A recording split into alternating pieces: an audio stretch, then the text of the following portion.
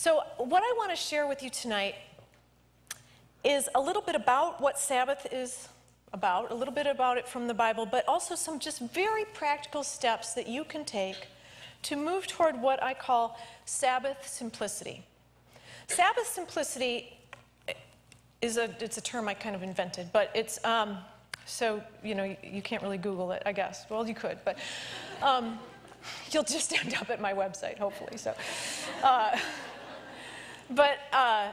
it's a sanely paced, God-focused life. A sanely paced, God-focused life.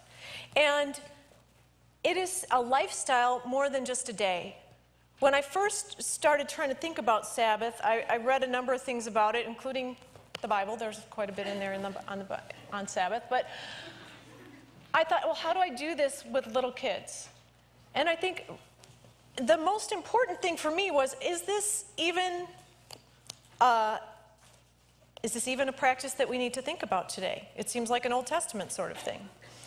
But I realized that the culture around me valued busyness and speed so much. And it felt overwhelming to me. And the more I read wise people's, observations about the spiritual life, the more I realized you can't love in a hurry. You cannot grow deeper in a hurry. And the more I read about spiritual practices, I love what Henry Nouwen says about spiritual practices, that they are simply ways that we create some space in our lives so that God can show up. And I thought, what would it look like to live a life where I had time, where I could engage in the work that God has called me to do, engage in mothering, engage in my writing, engage in volunteering at church, engage in that fully, but then also take time to rest. There was a book back many years ago called When I Relax, I Feel Guilty. And I didn't write it, but I could have. Because I was very much a very driven person, and I found that I got a lot of my value from what I did. And I think that's a mark of our culture, isn't it? That we are valued for what we do rather than who we are.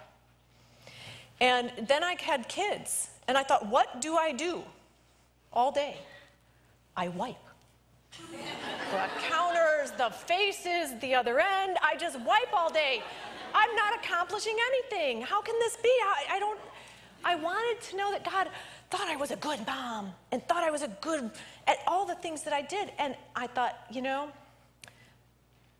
what does it look like to create space for God in a life like that?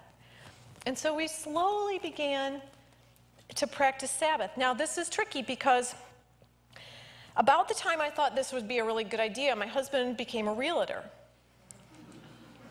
And I don't know if you, back then anyway, Sundays were a busy day for him. These days, no day is a busy day for him.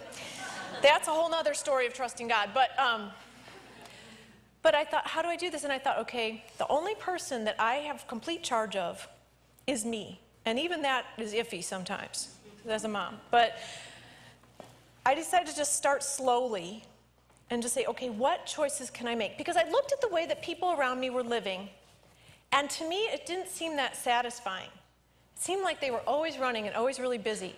And yet, the people that I most admired from a spiritual standpoint were people who were not as busy. And I thought, there's got to be a correlation there. What is it that they... And so I want to talk about the 6 simple steps that we can take to move toward living in Sabbath simplicity. Because we live hectic lives. And I would describe our hectic life, our culture, as it's restless. We have a sense of restlessness. We're very busy, but yet we're isolated. We have, I heard today that the optimum number of friends to have on Facebook is 302.